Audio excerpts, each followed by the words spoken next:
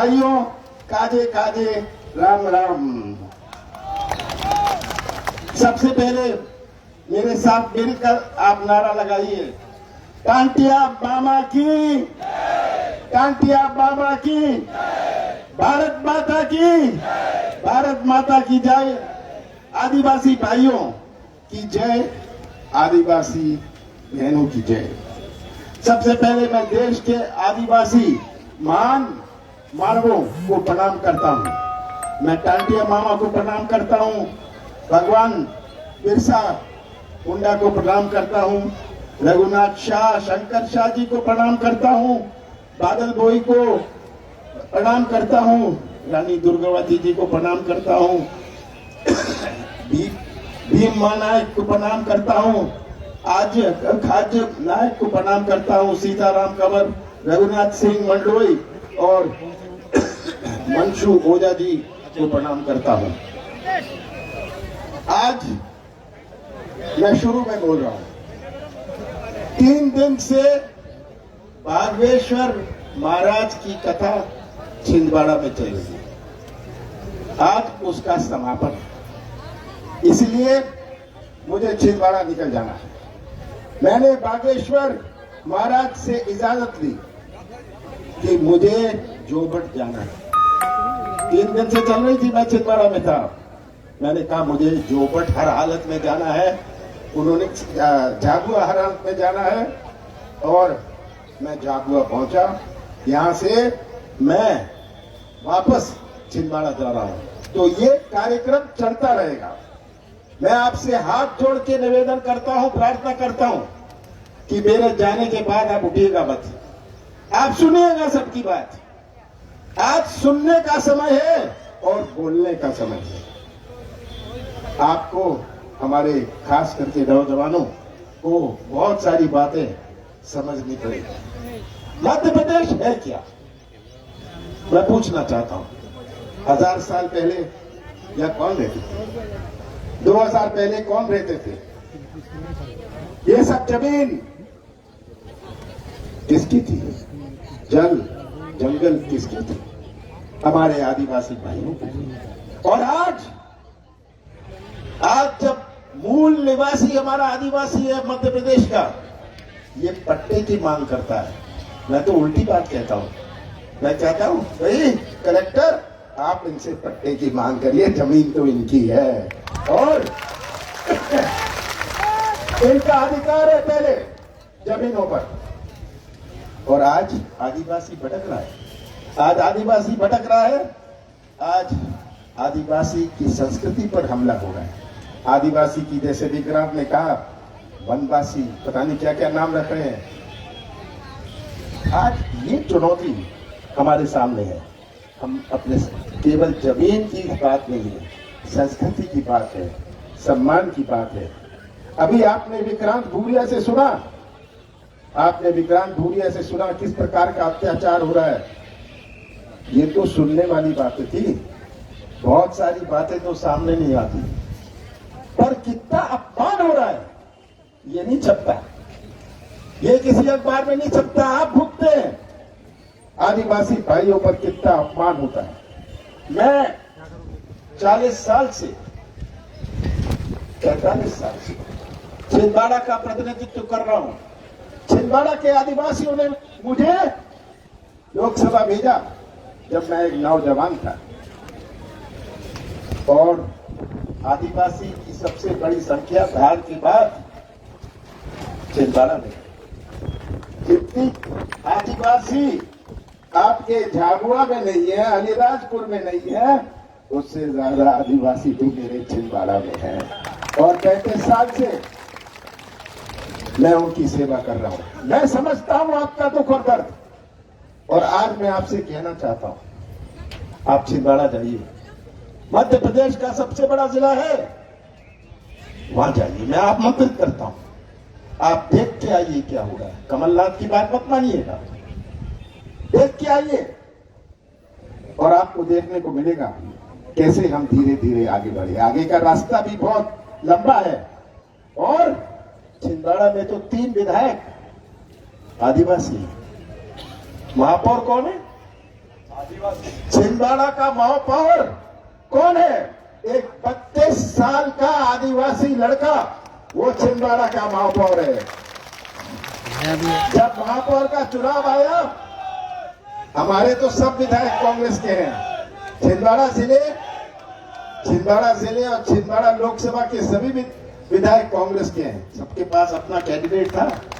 मैंने कहा कोई नहीं चलने वाला, मैं गरीब आदिवासी को सामने लाऊंगा, जिसकी मां आंगनबाड़ी कार्यकर्ता है, जिसका बाप मजदूरी करता है, वो आज छिंदवाड़ा का मेयर का चुनाव लड़ेगा और छिंदवाड़ा का महापौर बनेगा। मैं आपसे निवेदन करता हूं, आज घर जाके विक्रम आके अपने इंटरनेट पे देखिएगा, इंटरनेट में देखिएगा उसका वो क्या है। वो भी मजदूरी करता था, केटर के पास मजदूरी करता था। मैंने उसे चुना क्योंकि मैं सम्मान देना चाहता था। मैं सम्मान देना चाहता था। ये एक महापौर बनने की बात नहीं थी। मैं एक आदिवासी को सम्मान देना चाहता था। हमारे रामू टेकाम है, आगे रामू टेकाम, ये रे रामू टेकाम को मैं जानता नहीं था, मेरे पड़ोस के जिले का है। मैं एक कार्यक्रम में गया, देखा एक ऐसा सक्रिय नौजवान है। मैंने इससे पूछा, भाई कहां के हो तुम, कौन सा गांव है? इसने बताया। मैंने कहा मैं तुम्हारे गांव आऊंगा। इसका बाप क्या है? मजदूरी करता है। इसका बाप क्या है? मजदूरी करता है। मैं इसके गांव गया। उस दिन मैंने अपने मन में ठान ली, बताया नहीं किसी को, कि मैं इसको बैतूल के लोकसभा का चुनाव लड़वाऊंगा। तब मैं इसकी शादी में गया। सब कहे आप कहां जा रहे हैं? मैंने कहा मैं रामू टेकाम, एक आदिवासी नौजवान है, उसकी शादी में जा रहा हूं। मैं नेताओं की शादी में नहीं जाऊंगा, मैं आदिवासी नौजवान की शादी में जाऊंगा। और हमने रामू टेकाम को बैतूल से चुना है। ये रामू टेकाम के लिए, ये आदिवासी समाज के लिए, आदिवासी समाज को ये बात समझ आए कि उनके लिए भी कोई बोलने वाला है, उनको भी कोई आगे बढ़ाने वाला है। ये आज बहुत बड़ी आवश्यकता है। और मैंने ये सबक, राजनीतिक सबक अपने जिंदगी का सीखा है। बहुत कुछ मैंने उपलब्ध किया, पर मुझे शांति तब मिली, मुझे तसल्ली तब मिली जब मेरे क्षेत्र का आदिवासी आकर कहता है बेंगलोर में कि आपने मुझे रोजगार दिलवाया। आप पूछिएगा कितने आदिवासी आज देश भर में घूम रहे हैं जो मोटर चला रहे हैं। मैंने कहा ये गड्ढे खोदते हैं, मैं परिवहन मंत्री था। मैंने कहा ये बेचारे आदिवासी सब कुछ सीख लिया, और ये आपको भी कहना चाहता हूं, आपने सब कुछ सीख लिया, अपना मुंह चलाना नहीं सीखा। आपको मुंह चलाना भी सीखना है। और मैंने कहा ये गड्ढे खोदते हैं। मैंने एक ड्राइवर ट्रेनिंग स्कूल वहां बनाया, पूरा टेस्ट ट्रैक सिम्युलेटर। मैंने कहा इन आदिवासी बच्चों को मैं ड्राइवर बनाऊंगा। जो गड्ढे खोदते थे आज ये 15-20 हजार रुपए कमाते हैं, देख के आइएगा। और झाबुआ के बच्चे भी जा सकते हैं, कोई पैसा नहीं लगेगा, सब मैं देखूंगा। आप हॉस्टल में रहिएगा, 45 दिन में ड्राइवर और लाइसेंस लेके आइएगा और अपना भविष्य सुरक्षित रखिएगा। आज प्रदेश की तस्वीर आप सबके सामने है। अपना मध्य प्रदेश आदिवासियों के अत्याचार पर नंबर 1, मैं नहीं कह रहा, ये केंद्र सरकार के आंकड़े कह रहे हैं। अत्याचार जैसे मैंने कहा वो तो अपनी जगह हो गया, अपमान, सबका अपना स्वाभिमान होता है। कितना अपमानित होते हैं आदिवासी, कितने आदिवासियों के नाम पर कर्जा लिया जाता है। बैंक वालों से मिलकर मैं जानता हूं, बैंक वाले लोगों से मिलकर आदिवासी के नाम पर कर्जा दिखा देते हैं, उसकी जमीन हड़प लेते हैं। ये आज सच्चाई है, ये अखबारों में नहीं आती।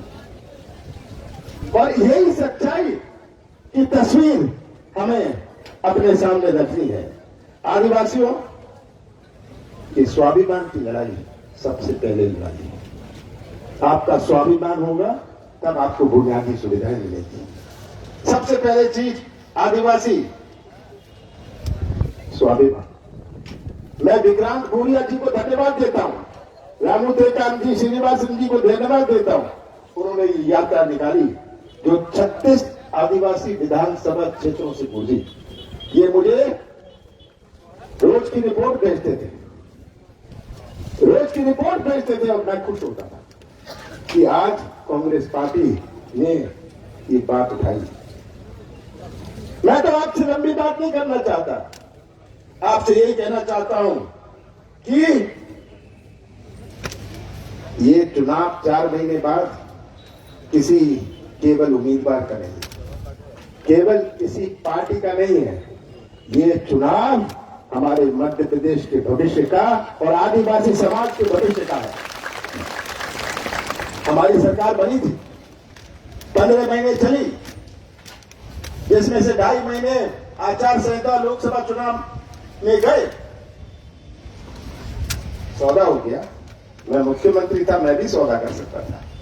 विधायक आते थे कि हमें इतना करोड़ रुपए मिला, मैं उन्हें कहता था भाई सौदा मैं करने वाला नहीं हूं, सौदे से मैं कुर्सी पर नहीं बैठूंगा, मैं जनता के आदेश पर कुर्सी से बैठूंगा। मैंने सौदा नहीं किया। मध्य प्रदेश की राजनीति की पहचान सौदे से नहीं होने दी हमारी सरकार ने। पर उन महीनों में कांग्रेस पार्टी ने अपनी नीति और नीयत का परिचय दिया। कोई ऐसा रिकॉर्ड नहीं था आदिवासियों पर अत्याचार। मुझे याद है पट्टों का, मैंने मीटिंग बुलाई कि कितने आदिवासी आवेदन के पट्टे निरस्त कर दिए गए, 3.5 लाख। मैंने हर कलेक्टर से बात करी, मैंने कहा तेरी नौकरी निरस्त होगी, इनका पट्टा निरस्त नहीं होने वाला, ये आप सुन लीजिए। पर हमारी सरकार ने, अब आएगी सरकार, निरस्त पट्टा नहीं होगा, निरस्त तो अधिकारी होगा। ये हमने सम्मान के लिए अवकाश, छुट्टी दी। परसों आदिवासी दिवस है, कल बागेश्वर विश्व आदिवासी दिवस है। कल बागेश्वर धाम जी ने अपने संबोधन में कहा, देखिएगा इंटरनेट पर, कि आदिवासी सम्मान के लिए ये कथा होगी।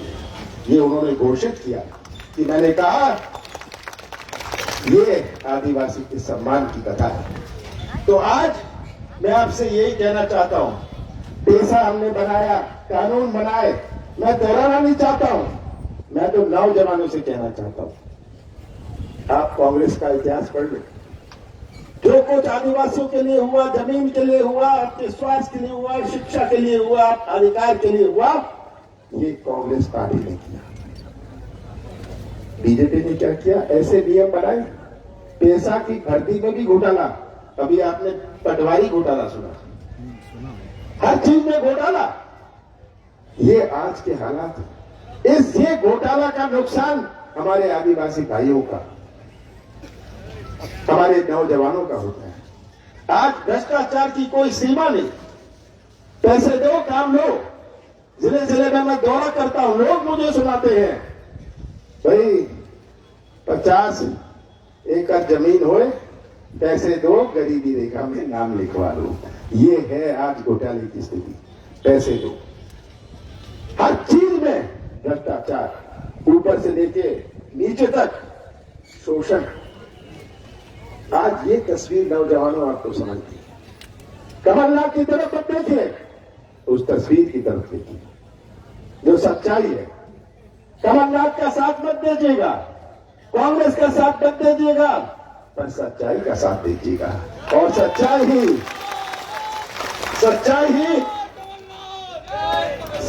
ही आपका भविष्य सुरक्षित रखेगी। और ये आपको एक इतिहास बनाना है। बहुत चुनाव आते हैं, पंचायत का चुनाव आता है, नगर निकाय का चुनाव आता है, महापौर का चुनाव आता है, जिला पंचायत का चुनाव आता है। हर चुनाव का अपना मायने होता है। इस चुनाव का भी अपना मायने है। इस चुनाव में याद रखिएगा, आप केवल एक पार्टी ही नहीं चुन रहे, एक उम्मीदवार ही नहीं चुन रहे।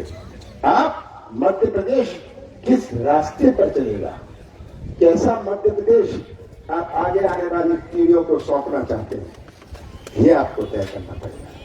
कैसा प्रदेश हमारे नौजवानों के भविष्य को सुरक्षित रख सकता है। सबसे बड़ी चुनौती आज हमारे नौजवानों की भविष्य की है।